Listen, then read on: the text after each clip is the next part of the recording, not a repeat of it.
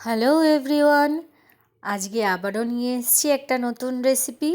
সেইটা হলো চিংড়ি মাছ দিয়ে কুমড়ো আলুর তরকারি। একদমই সিম্পল রেসিপি এটা।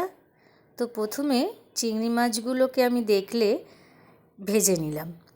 ভেজে নিয়ে সেই চিংড়ি মাছগুলোকে তুলে সেই তেলেই আমি কুমড়ো, আলু আর পেঁয়াজ ভাজা বসিয়ে দিলাম। তার সাথে দিলাম চেরা কাঁচা লঙ্কা আর ফোড়নে দিয়েছি জিরে, গোটা জিরে ফোড়ন দিয়েছি।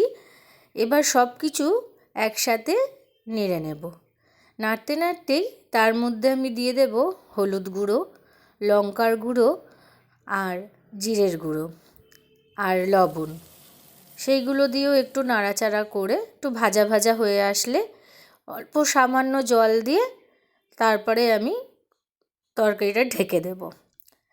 ঢাকনা খুলে আমি ওর মধ্যে একটু চিনি দিয়ে দিলাম, কেননা কুমড়ো আলুর তরকারিতে একটু চিনি দিলে বেশ স্বাদটা ব্যালেন্স থাকে।